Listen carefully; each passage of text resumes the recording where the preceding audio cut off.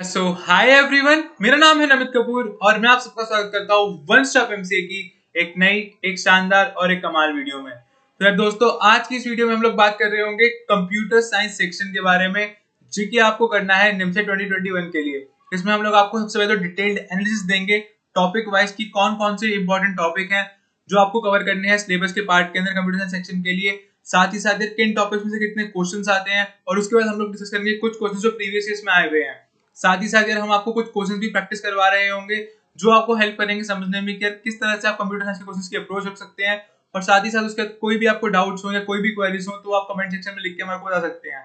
तो जल्दी से यार एक कॉपी और एक पेन लेके जल्दी से अपनी सीट पे बैठ जाओ। इसी के साथ हम इस वीडियो को शुरू करते हैं। All the best.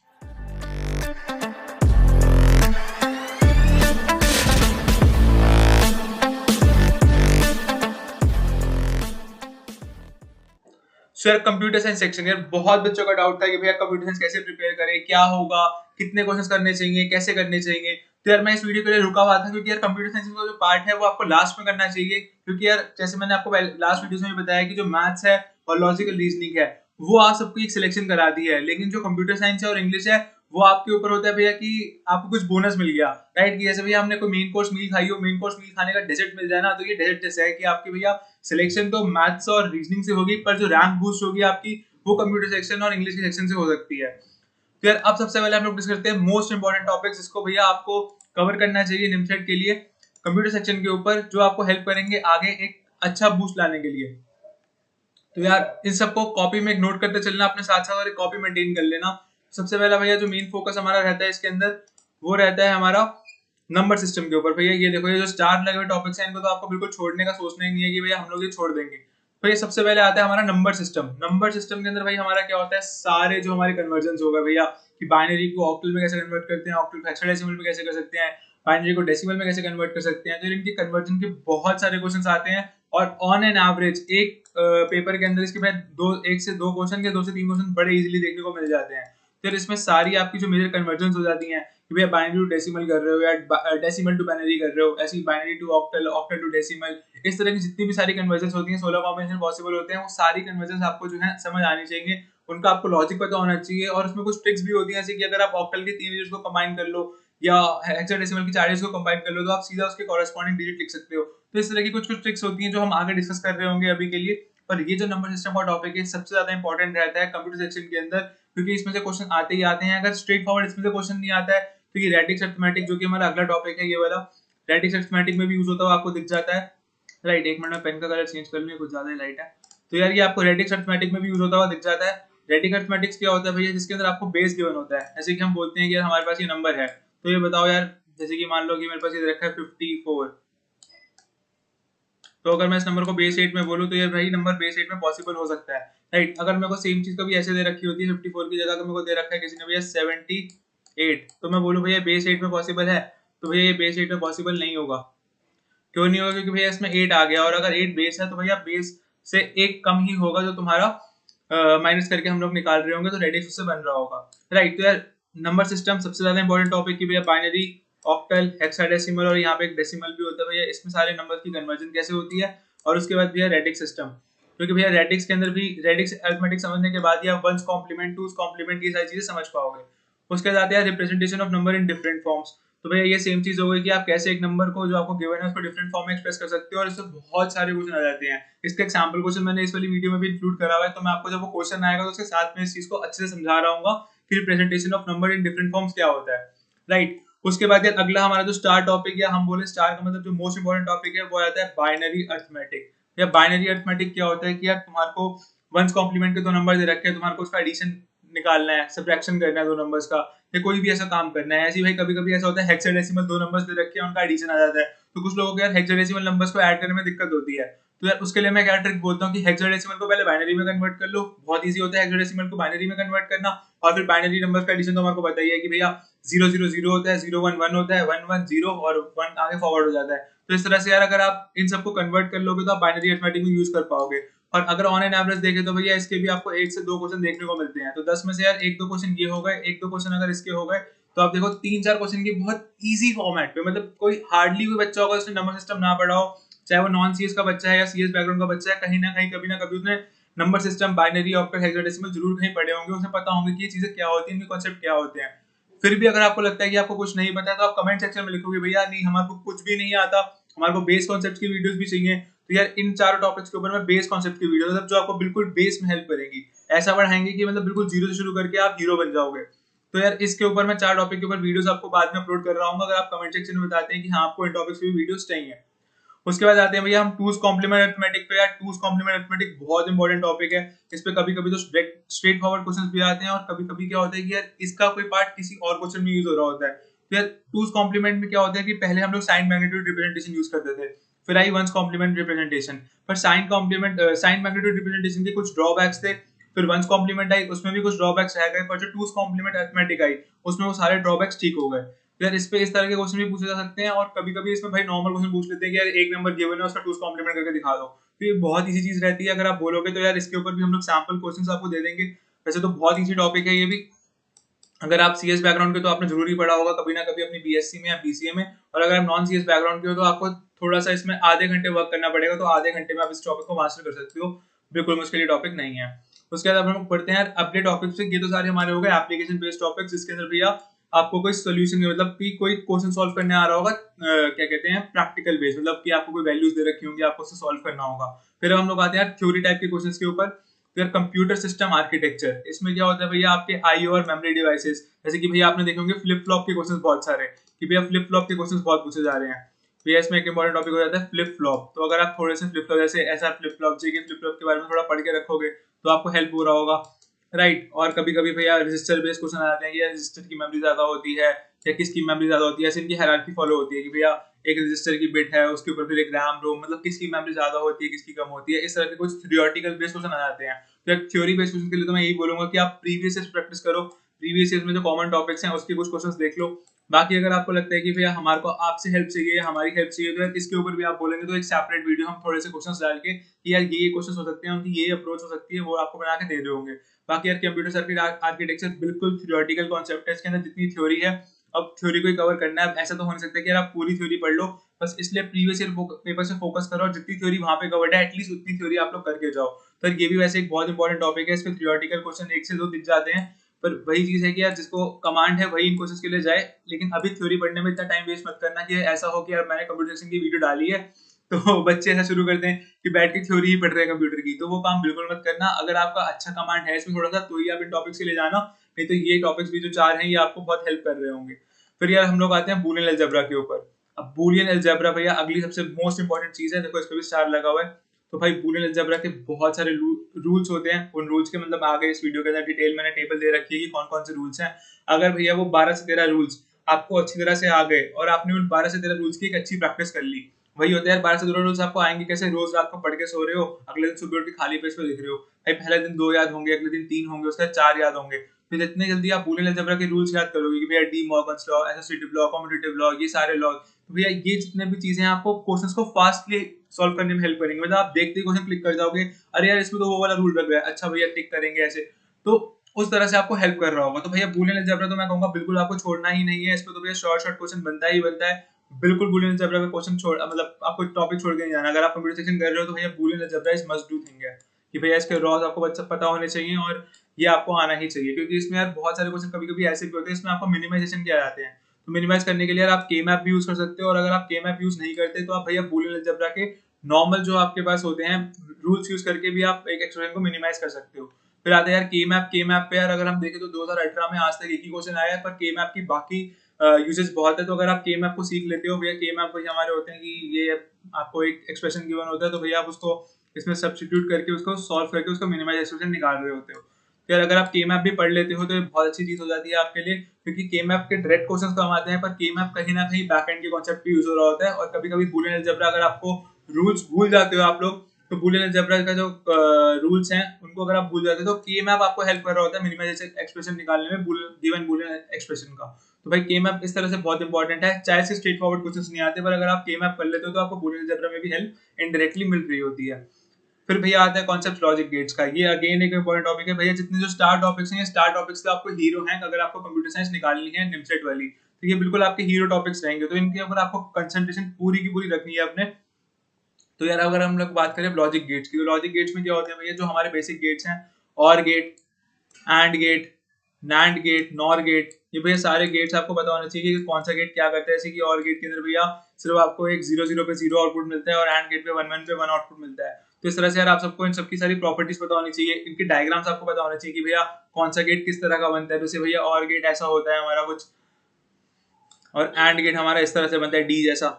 तो यार ये चीजें आपको पता होनी चाहिए, क्योंकि भाई कभी कभी ना क्वेश्चन आ जाते हैं जिसके अंदर सिर्फ गेट आपको लगा के दे रखा होता है, आपको बताया नहीं होता कि भैया और गेट है एंड गेट है। तो अगर आप गेट को पहचान ही नहीं पाएंगे तो यार आप क्वेश्चन ही नहीं कर पाएंगे। और मैं सच बता रहा हूँ, ये जो गेट वाले क्वेश्चन बहुत ईजी होते हैं, क्योंकि इसमें आप 0 1 के कॉम्बिनेशन लेके, मतलब बाइनरी कॉम्बिनेशन 0 0 0 1 1 0 1 1, ये 4 कॉम्बिनेशन लेके आप पूरा सिस्टम प्रेडिक्ट कर सकते हो आगे तक का। और इसके क्वेश्चन अभी मैंने इस पेपर में भी इंक्लूड करे हैं, तो आपको दिखाऊंगा, तो वो क्वेश्चन आपको हेल्प कर रहे होंगे आगे चीजों को समझने के लिए, राइट। तो अब आगे बढ़ते हैं हम लोग यार लॉजिक गेट से। बाकी लॉजिक गेट का एक कॉन्सेप्ट और भी है कि इसमें मिनिमाइजेशन ऑफ गेट्स और कुछ कुछ इस तरह के क्वेश्चंस होते हैं जो गेट लेवल के होते हैं। तो आपको यार इतने आगे तक नहीं जाना है, निमसेट के अंदर गेट लेवल वाले लॉजिक गेट्स के क्वेश्चन बिल्कुल नहीं आते हैं। यहाँ पे आपको जो बेसिक क्वेश्चन है उन पर फोकस करना है, और गेट्स के आपके फंक्शन क्लियर होने चाहिए कि भैया ये एंड गेट है, तो भैया अगर इसके आगे नॉट लगा दिया तो ये नैंड गेट बन जाता है। इस तरह के जो क्वेश्चन है, मतलब आपको इतनी कॉन्सेप्ट क्लैरिटी होनी चाहिए कि आपको पता है लॉजिक गेट अगर आपको कोई दिखा दें ये गेट है तो ये क्या करता है, और इसका इनपुट देने पे क्या आउटपुट आ रहा है। इतनी आपको अंडरस्टैंडिंग रखनी है। एडवांस लेवल के क्वेश्चंस जो होगा गेट के क्वेश्चंस, उन गेट के क्वेश्चंस के लिए बिल्कुल नहीं जाना है, राइट। उसके बाद आता है भैया हमारा ऑपरेटिंग सिस्टम। ऑपरेटिंग सिस्टम पे भी यार कुछ बेस क्वेश्चंस आते हैं, जैसे मेमोरी एक्सेस टाइम और हार्ड डिस्क एक्सेस टाइम। यार इनके होते हैं सीधा सीधा फॉर्मुलाज। जिसको फॉर्मुला याद है वो क्वेश्चन को पुट करके आंसर निकाल लेगा, इसको फॉर्मुला याद नहीं है वो उस क्वेश्चन भाई कभी अटेम्प्ट ही नहीं कर सकता। तो यार अगर आपको लगता है कि भाई ऑपरेटिंग सिस्टम आपको हो जाता है, या आप बीएससी या बीसीए के स्टूडेंट हो, बीएससी या बीसीए के स्टूडेंट, तो यार आप इनके फॉर्मुलाज याद करके जाना। बाकी जो नॉन सीएस बैकग्राउंड के हैं उनको मैं अभी के लिए सजेस्ट करूंगा कि वो टॉपिक छोड़ दें, अगर उनका मैथ्स और लॉजिकल रीजनिंग पूरा नहीं हुआ है। लेकिन अगर उनका मैथ्स और लॉजिकल रीजनिंग पूरा हो गया तो कंप्यूटर सिस्टम आर्किटेक्चर के ऊपर भाई बहुत सारी वीडियोस जो हैं कंप्यूटर सिस्टम पे अवेलेबल है, हमारी ऑनलाइन यूट्यूब पे भी अवेलेबल है बहुत सारी वीडियोस। बहुत सारे लोगों के चैनल है जिन्होंने इस पे कोर्सेज करा रखे हैं, तो आप उनकी प्लेलिस्ट फॉलो कर सकते हो। वहां से 4 5 तरह के क्वेश्चंस को सॉल्व करके आपको इन सबका आइडिया मिल जाएगा, और आप फॉर्मुला वहां से नोट करके रख सकते हो। ताकि बीएससी और बीसी वाले स्टूडेंट्स ने सारा काम करा होता है भैया, मेमोरी एक्सेस टाइम, पेजिंग वेजिंग के कॉन्सेप्ट, सारे सेगमेंटेशन के कॉन्सेप्ट और हार्ड डिस्क एक्सेस टाइम, तो वो बच्चे थोड़ा इसके अंदर जल्दी ग्रास्प करेंगे चीजों को, समझ पाएंगे। पर ये अभी तक था हमारा डिटेल एनालिसिस, जो कि आपको भैया फोकस करना ही करना है। मतलब ये टॉपिक्स ऐसे हैं कि आपको फोकस करने ही करने हैं। ये ब्रॉडली मैंने आपको बताया है, अब इसके ऊपर डिटेल भी मैं मतलब इसी के वीडियो में आकर डिटेल भी डिस्कस करूंगा कि क्या क्या इसमें डिटेल में घुसना है, राइट। तो ये ब्रॉडली अगर आप इस पर नजर डालें तो कॉपी में जरूर नोट कर लेना इसको भैया। ये हमारा फर्स्ट पार्ट है और ये हमारा सेकंड पार्ट है। और इनमें से जो स्टार मार्क क्वेश्चन है, स्टार मार्क्स वाले भैया टॉपिक तो यार मैं बोलूंगा नॉन सीएस वाले बैकग्राउंड की भी और सीएस वाले बैकग्राउंड की दोनों बंदे ही ना छोड़ें, क्योंकि इनमें से आपको क्वेश्चन मिलते हैं। अगर आप इतने टॉपिक्स जो मैंने अभी तक डिस्कस करे हैं यार, अगर आप ये सारे टॉपिक्स बना रहे होगे ना, तो आपके 6 से 7 क्वेश्चन निमसेट के अंदर कंप्यूटर सेक्शन के कहीं नहीं गए। और 6 से 7 क्वेश्चन आपको बहुत अच्छा बूस्ट दे रहे होंगे, मतलब आपको 80 में से 50 नंबर मिल रहे होंगे, तो 56 मिल रहे होंगे, पर 50 नंबर लेके चलते सेफर साइड पे, तो आप 80 में से 50 नंबर यहाँ पे भी बना रहे होगे। और 50 नंबर का आपको बता दूं यार, बहुत ज्यादा रैंक में बूस्ट मिलता है।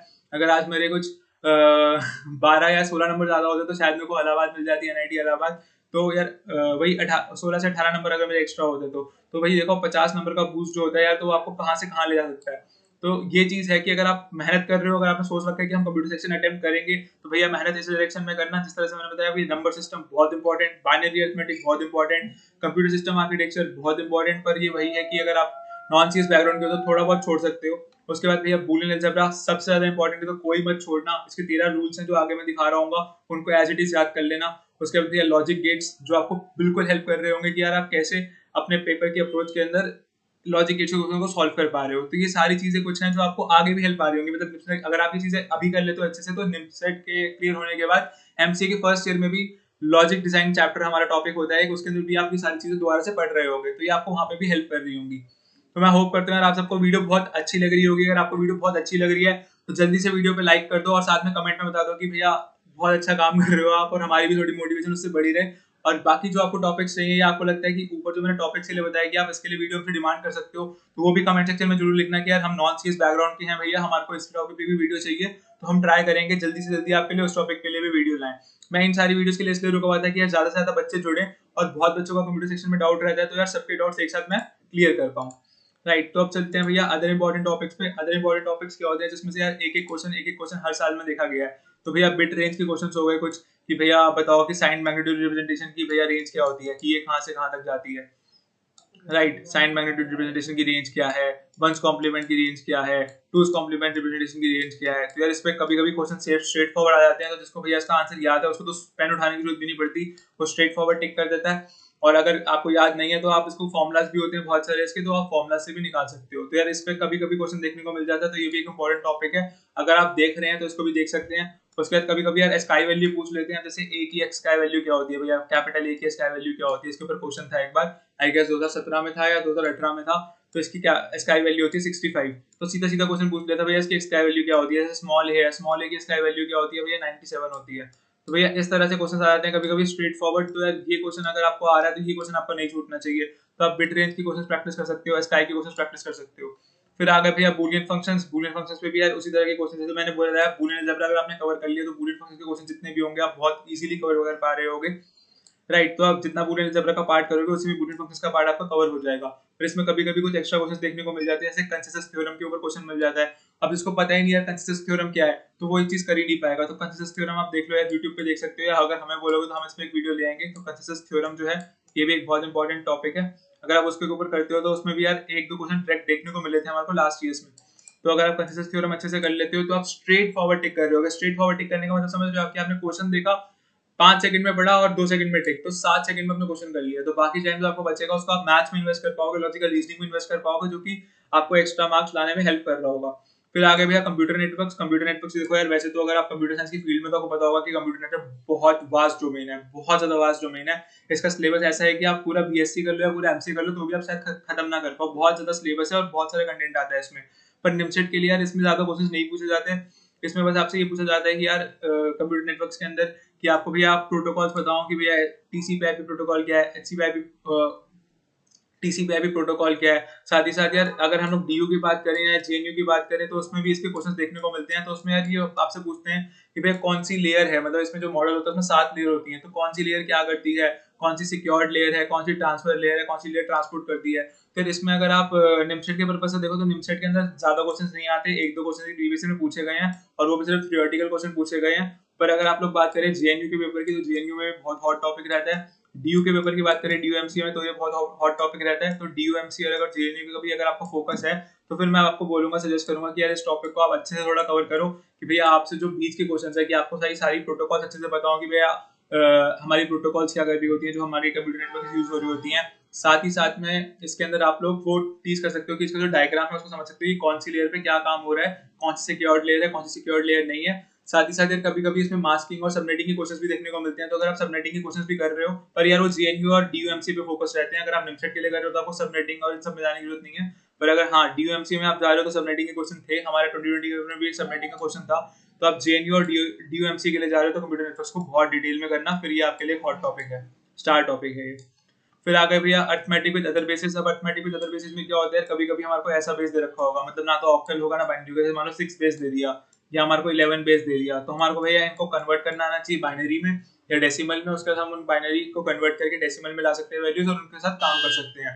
तो इन पे कम क्वेश्चन देखने को मिलते हैं निमसेट के अंदर, पर ये इंपॉर्टेंट टॉपिक्स हैं यार, एक एक दो क्वेश्चन इसमें से आ जाते हैं, अटक जाते हैं। जैसे हमारे पास एक क्वेश्चन आ गया था 2020 के अंदर कि भैया पेंटाबाइट, जेटाबाइट, ये सारे हमारे जो गीगाबाइट, मेगाबाइट, इन सबको एक्सप्लेन करना था। तो भैया उसके अंदर हमारे को बताना चाहिए कि सबसे पहले नीचे भैया कौन सा आता है, बिट आता है, फिर केबी आता है, फिर मेगाबाइट आता है, एमबी हमारी, फिर गीगाबाइट आता है। तो इस तरह से इसका ऑर्डर। तो यार इस तरह के क्वेश्चंस को आप, ये सारे थ्योरेटिकल बेस्ड क्वेश्चंस हैं, तो थोड़ा थोड़ा पार्ट वहां का इकट्ठा करके अगर आप लोग देख लेते हो तो ये आपको बहुत हेल्प कर रहे होंगे। और इतना सही आपको भैया 6 से 8 क्वेश्चंस बहुत इजीली करने में हेल्प करेगा, 6 से 8 क्वेश्चंस बहुत इजीली। बाकी जो 2-3 क्वेश्चन मैं छोड़ रहा हूँ वो होते हैं भैया फ्लोटिंग पॉइंट रिप्रेजेंटेशन के, उसका आपको थोड़ा सा ज्यादा ध्यान देना पड़ता है कि यार फ्लोटिंग पॉइंट रिप्रेजेंटेशन की आपको वीडियो सीरीज देखनी पड़ेगी, या अगर आप हमारे को बोलेंगे हम उस पर कुछ वीडियोस ले आएंगे, उसमें आपको थोड़ा ज्यादा केयरफुल होना पड़ता है, क्योंकि वो आपके लिए नया कॉन्सेप्ट होगा कि मेंटीसा, एक्सपोनेंट की सब कुछ मेंटेन करते हुए चलना। तो भैया 2019 में उसके बहुत सारे क्वेश्चन थे, 20 में भी शायद एक क्वेश्चन था कि भैया मेंटीसा होता है, एक्सपोनेंट होता है, उसके बाद आपके भैया प्लस माइनस साइन होते हैं। तो वो थोड़ा सा, अगर आप नॉन सीएस बैकग्राउंड के तो अभी उस टॉपिक के ऊपर इतना फोकस मत करना। अगर आप इन सब पे फोकस पहले कर लोगे तो भी आपके 6 से 8 क्वेश्चन बहुत इजीली इन टॉपिक से बन जाएंगे। राइट, तो ये हो गया हमारा एक ओवरव्यू पूरे सिलेबस का कि सिलेबस हमारा किस तरह से दिखता है। अब हम चलते हैं भैया इसके डिटेल्ड एनालिसिस के ऊपर। भैया बिल्कुल डिटेल्ड एनालिसिस कि अब हमारे को क्या क्या पढ़ना है, कैसे कैसे पढ़ना है और क्या क्या हमारे को आगे हेल्प कर रहा होगा। तो भाई डिटेल एनालिसिस को शुरू करते हैं। आई होप आपको ये वीडियो अभी तक बहुत अच्छी लग रही होगी यार, जल्दी से जल्दी लाइक कर दो और चैनल को सब्सक्राइब कर दो, क्योंकि यार हम बहुत सारी वीडियोस लेके आने वाले हैं। मैं देखता हूँ यार बच्चे ने बहुत कम लोगों ने चैनल को सब्सक्राइब कर रखा है, 40% ही ऑडियंस है जो चैनल को सब्सक्राइब करके रखा हुआ है, बाकी 60% ऑडियंस सिर्फ वीडियो देखती है। तो प्लीज सब्सक्राइब करो ताकि हमारी मोटिवेशन भी बनी रहे और हम आपके लिए और सारी वीडियोस लाते रहें, तो आपका जो आगे का आने वाला नोटिफिकेशन लिंक है वो मिस ना हो। तो वीडियोस इस तरह से आती रहेंगी। चलो अब यार डिटेल एनालिसिस पे आते हैं। अभी डिटेल एनालिसिस कौन कौन से टॉपिक्स का दे रहा हूँ मैं, जो हमने इंपॉर्टेंट मार्क करे हुए हैं यहाँ पे, इन सब के ऊपर मैं डिटेल एनालिसिस बता रहा हूँ कि आपको डिटेल में जाके क्या पढ़ना है। ऐसा ना हो कि यार आप इसमें जाके भटक जाओ कि यार आप कुछ एक्स्ट्रा ही पढ़ रहे हो या कुछ कम पढ़ रहे हो। तो उसके ऊपर डिटेल एनालिसिस में हम लोग आते हैं और बात करते हैं। राइट, तो सबसे पहले भाई नंबर सिस्टम में जैसे मैंने बताया कि भाई डेसिमल नंबर्स, इनका जो बेस होता है वो 10 होता है और नंबर रेंज होती है 0 से 9। नेक्स्ट मैं पेन का कलर चेंज कर लूँ। उसके बाद ये बाइनरी नंबर्स, इनका बेस 2 होता है।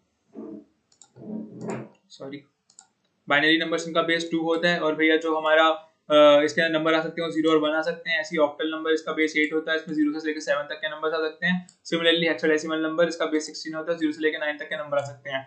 तो भैया आप बाइनरी टू डेसिमल में चेंज करना ये आपको आना चाहिए कि भैया कैसे चेंज होते हैं। इसी तरह बाइनरी टू ऑक्टल में चेंज करना ये आपको आना चाहिए, या ऑक्टल टू डेसिमल या हेक्साडेसिमल टू डेसिमल। ये सारे जो कन्वर्जन है, आपको मेन इसमें कन्वर्जन सीखना है कि भैया कैसे हम लोग इसमें एक जगह से दूसरे में कन्वर्ट कर रहे हैं। तो इतना ही नंबर सिस्टम में अगर आप कवर करोगे कि आपको सबका बेस क्लियर है और साथ में आपको कन्वर्जन क्लियर हो रही है, तो नंबर सिस्टम में इतना डिटेल में जाना काफी है। इससे ज्यादा नंबर सिस्टम पे क्वेश्चन नहीं पूछे जाते हैं। और अगर आप इतना कर लेते हो, आई होप कि आप अच्छे से क्वेश्चन को समझ पा रहे होगे, तो ये आगे आपको हेल्प करेगा।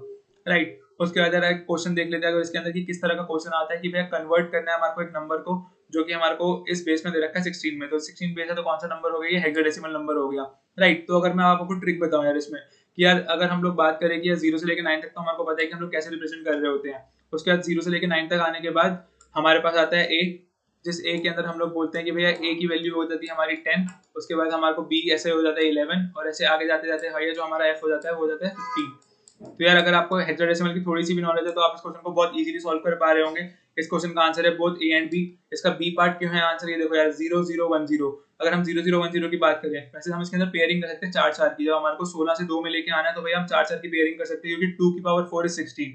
अगर आपको इन कॉन्सेप्ट्स के ऊपर भी वीडियो चाहिए कि यार ये शॉर्ट ट्रिक कैसे लगा रहा हूँ मैं 2 की पावर 4 करके 16, तो मैं 4 4 का पेयर बना रहा हूँ। ये अगर मेरे पास ऑक्टल में कुछ होता तो भैया मैं 3 3 का पेयर बनाता, क्योंकि 2 की पावर 3 is 8। या हमारे पास अगर कोई बाइनरी है तो भाई 2 की पावर 1 के पेयर्स बना रहे होते हैं हम लोग। तो इस तरह से हम लोग करते हैं। ऐसे अगला पेयर ये 4 का, फिर अगला पेयर ये 4 का, फिर अगला पेयर ये 4 का, फिर अगला पेयर ये 4 का। भाई अगर हमारे को पता हो कि भैया 0 के अंदर हम रिप्रेजेंट कर रहे होते हैं 1 को, इसके ऊपर रिप्रेजेंट कर रहे हैं हम 2 को, इसमें रिप्रेजेंट कर रहे होते हैं 4 को और इसमें 8 को, तो ये हो जाएगा 8 + 4। 8 + 4 हमारा क्या हो जाएगा, 8 + 4 विल बी आवर 12। तो अगर भैया A 10 है, B 11 है, तो C होगा हमारा 12, तो C 12 होगा। तो भैया इसकी जगह हम लोग लिख देंगे C, क्योंकि 12 को रिप्रेजेंट कर रहा है। उसके बाद भैया ये देखेंगे 0 0 0 0, तो इसकी जगह आ जाएगा 0। फिर अगला वाला पार्ट देखेंगे 0 1 0 1, तो ये हो जाएगा हमारा भैया 2 + 8, 2 + 8 हो जाएगा 10। तो 10 की जगह हम लोग क्या लिख सकते हैं भैया, 10 की जगह हम लोग लिख सकते हैं A। तो ये हो जाएगा A, तो ये हो जाएगा A 0 और ये था हमारा C था यहाँ पे A 0 C। फिर क्या क्या हमारे को दे रखा है अगला पेयर 1 1 1 1, मतलब 1 1 1 1 4 बार 1, तो ये हो जाएगा 1 + 2 + 4 + 8, मतलब 15। तो 15 हमारा क्या है F, तो ये हो जाएगा हमारा F। और ये क्या दे रखा है 0 1 0 0, तो ये भैया एक ही दे रखा है इसमें 2, तो भैया जो हमारा है 2FAOC, ये इस तरह से बन जाएगा। इसी तरह भैया आप इसको कन्वर्ट करना, आप लोग बाइनरी सॉरी ये डेसिमल के अंदर ये बेस 10 था इसका, यहाँ पे F के नीचे बेस 10 दे रखा है इसका। ठीक है, तो अब आप इसको कन्वर्ट करना भैया हेक्साडेसिमल के अंदर और देख के बताना कि आपको समझ आता है नहीं आता, या आप इसको कर पा रहे नहीं कर पा रहे, क्योंकि बहुत ईजी चीज है आपको इसे कन्वर्ट करने के लिए, क्योंकि आपको इसे मल्टीप्लाई करना पड़ेगा और आपको बहुत इजीली ये पार्ट हो रहा होगा। तो इसका answer both A and B है। तो यार इस क्वेश्चन में थोड़ा केयरफुल रहना पड़ता है, क्योंकि बच्चे कभी कभी देखेंगे यार B आंसर सही है, शायद वो A चेक ही ना करें। तो यार अगर बोथ A एंड B ऐसे क्वेश्चन दे रखे हो तो प्लीज चेक कर लिया करो कि यार और ऑप्शन भी मैच कर रहा है या नहीं कर रहा है। राइट, तो इसको आप चेक करके देखना। अगर आपको इसकी कन्वर्जन समझ नहीं आती है तो मुझे बताना, कन्वर्जन समझ आती है तो भाई कमेंट सेक्शन में इसका आंसर जरूर लिखना कि हाँ भैया ये है या नहीं है। ठीक है, तो यहाँ पे चलो सॉल्विंग की एक जगह थी। अब हम लोग आते हैं यार बाइनरी अरिथमेटिक पे। तो यार बाइनरी अरिथमेटिक जैसे मैंने बताया कि बहुत इंपॉर्टेंट है। इसमें आपको भैया सब्ट्रैक्शन करनी आ सकती है, सम करना आ सकता है। तो इसके ऊपर एक यार 2011 का निमशेड का क्वेश्चन है, तो ये देख लेते हैं।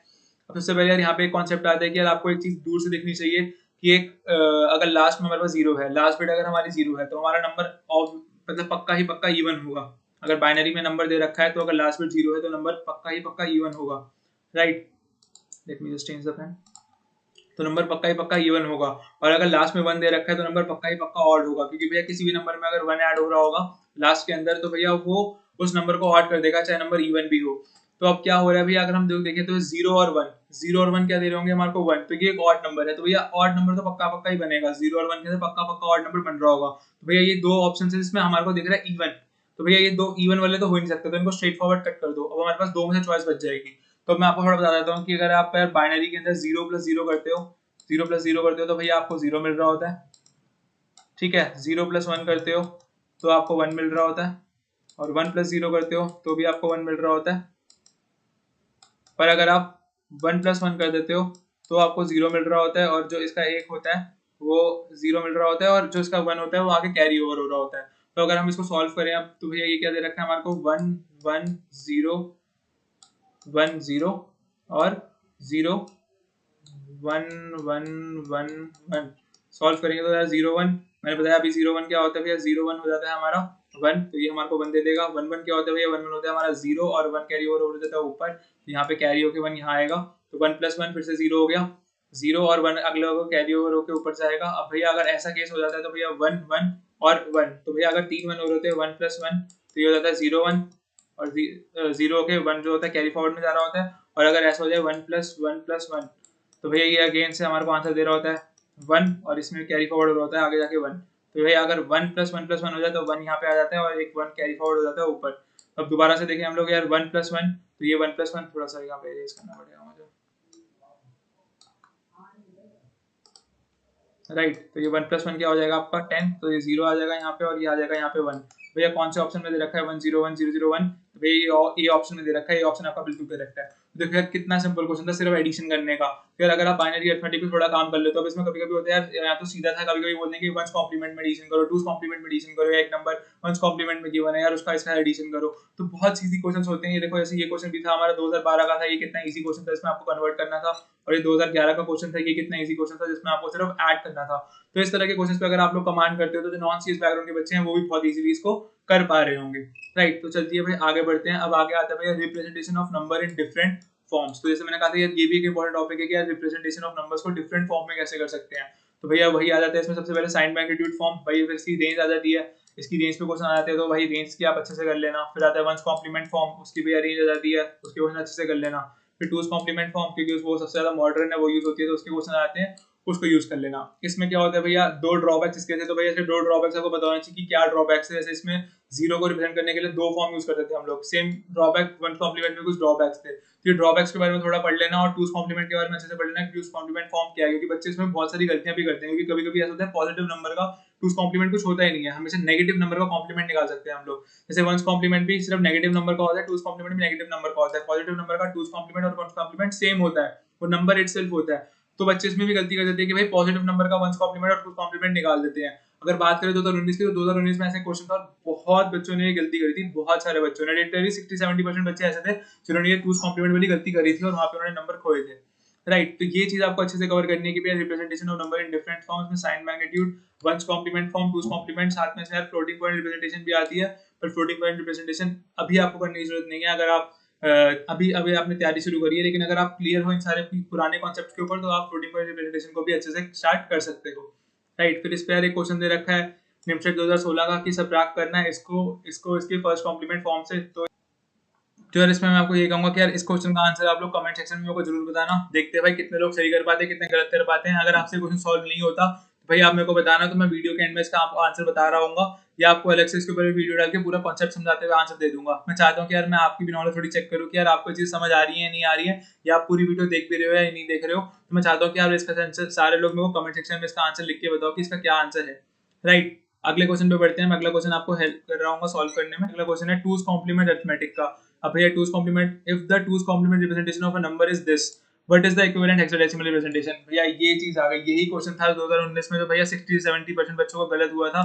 क्यों गलत हुआ था, क्योंकि भैया यहाँ पे ये देखो, अगर आप ध्यान से देखोगे तो भैया इस नंबर की जो फर्स्ट बिट है वो 0 है, 0 मतलब पॉजिटिव नंबर है। ये फर्स्ट बिट से हमें पता लगता है अगर 1 होती तो वो नेगेटिव नंबर होता, 0 है तो पॉजिटिव नंबर है।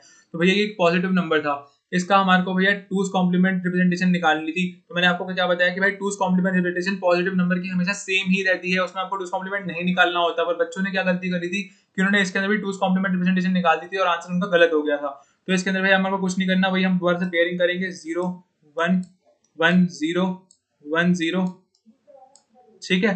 तो 1-0 यहाँ पे भाई 0-0 अपेंड कर लेते हैं। अगर हमारे पास भैया कुछ नहीं होता तो आगे अपेंड करने से 0-0 कोई फर्क नहीं पड़ता। तो भैया एक पेयर ये हो गया, एक पेयर ये हो गया हमारे पास। तो भाई इस पेयर के लिए मैंने आपको बताया ये हो जाएगा 0, सॉरी ये हो जाएगा 1, ये हो जाएगा 2, ये हो जाएगा 4, ये हो जाएगा 8। तो भैया 8 + 2 हो जाएगा हमारा 10। 10 को हमने क्या बताया था, 10 को हम रिप्रेजेंट करते हैं ए से, और यहाँ पे क्या हो जाएगा भैया 0-0-1, तो ये हो जाएगा हमारा भैया 1। तो ये यहाँ पे आई नहीं था यार, यहाँ पे ये 1 था, क्योंकि आई तो हमारे पास डेसिमल में होता ही नहीं है। तो 1, ये 1 नहीं था, तो इसका आंसर भैया बी हो जाता है 1 है। राइट, तो आई गेस ये क्वेश्चन आपको क्लियर हुआ होगा और आपको समझ आया होगा कि भैया अगर हमारे को पॉजिटिव नंबर दे रखा है तो उसका 2's कॉम्प्लीमेंट नहीं निकालना है, बिल्कुल नहीं निकालना है। तो ये क्वेश्चन था, ये मेरे को बहुत इंपॉर्टेंट लगा, इसलिए मैंने यहाँ पे डिस्कस कर लिया कि जो बच्चे वीडियो देख रहे हैं एटलीस्ट उनका ये क्वेश्चन दोबारा से गलत ना हो, क्योंकि इस तरह के क्वेश्चन आ जाते हैं और बच्चों को कंफ्यूज करने के लिए दे रखा होता है 2's कॉम्प्लीमेंट या 1's कॉम्प्लीमेंट। पर अगर हमारे पास पॉजिटिव नंबर है तो हमारे पास उसका 2's कॉम्प्लीमेंट और 1's कॉम्प्लीमेंट बिल्कुल नहीं निकालना होता है। राइट, इसी के साथ बढ़ते हैं भैया बूलियन अलजेब्रा पे। भैया मैंने बूलियन अलजेब्रा का आपको ऊपर मेंशन किया था कि भैया ये कुछ इसकी लॉज होती हैं, इनकी आइडेंटिटीज होती हैं। थोड़ा छोटा कर देता हूँ ताकि आप देख पाओ अच्छे से। तो भैया ये सारी आइडेंटिटीज अगर आपने अच्छे से कर ली कवर, तो भैया ऐसा कोई क्वेश्चन बूलियन अलजेब्रा का है ही नहीं जो आप ना कर पाए। मैं गारंटी दे रहा हूँ कि अगर आपने सारी आइडेंटिटीज अच्छे से कर ली समझ के, भैया आप बूलियन अलजेब्रा के सारे क्वेश्चन कर रहे होगे। बहुत इजी होते हैं, इन आइडेंटिटीज को अच्छे से पढ़ो, इनको नोट कर लो, स्क्रीनशॉट लेके रख लो या कॉपी में नोट कर लो और उसको सुबह शाम पढ़ा करो, रिवाइज करा करो, तो आपको आइडेंटिटीज जो है बहुत ज्यादा हेल्प कर रही होंगी। डी मॉर्गन्स लॉ इसमें सबसे इंपॉर्टेंट है भैया, स्टार मार्क कर लो इसको, इस पे क्वेश्चन एक ना एक दिख ही जाता है और बहुत ज्यादा कॉमन है। तो ये देखो भैया 2015 के अंदर ये आ रखा है भैया डी मॉर्गन्स लॉ के ऊपर क्वेश्चन। अगर इसका मैं आपको आंसर बताऊं तो यार इस क्वेश्चन को ऐसे करते थे यार कि डी मॉर्गन्स लॉ इसमें लगा देते तो ये हो जाता था x + y, सॉरी वो x बनाया मैंने, थोड़ा सा क्रॉस की तरह लग रहा है, तो x + y का कॉम्प्लीमेंट का whole complement dot z complement.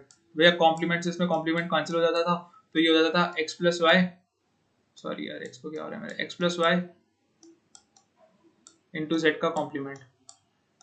तो देखो भैया 2 स्टेप का आंसर था, तो यहाँ पे कहाँ दिख रहा है आपको x + y into z dot z का कॉम्प्लीमेंट, तो भैया यहाँ दिख रहा है मेरे को बी ऑप्शन में x + y डॉट z का कॉम्प्लीमेंट। ये डी मॉर्गन्स लॉ का क्वेश्चन था, देखो x y के ऊपर पूरे के ऊपर पार्ट था, तो भाई इसको हम लोग कट करके लिख सकते हैं यहाँ पे इस तरह से x बार डॉट y बार। तो भैया हमने यहाँ पे x को लिख दिया, x + y को एक टर्म मान के x + y का बार, उसके ऊपर एक और बार, क्योंकि एक बार तो इसके अंदर गिवन ही था, उसके ऊपर एक और बार ये वाला, और उसके बाद z के ऊपर एक बार ये वाला। यार अगर आप इन क्वेश्चंस को करोगे तो आपको क्लिक्स क्लियर होंगी। मेरे को लगता है अगर आप नॉन सीएस बैकग्राउंड में थोड़ी सी आपको दिक्कत हो रही होगी, लेकिन जो सीएस बैकग्राउंड वाले हैं वो इसको अच्छे से समझ रहे होंगे। देखो 2 स्टेप में आंसर, भैया 2 स्टेप में आंसर, हार्डली 5 सेकंड या 10 सेकंड का क्वेश्चन है ये, हार्डली 5 से 10 सेकंड का क्वेश्चन।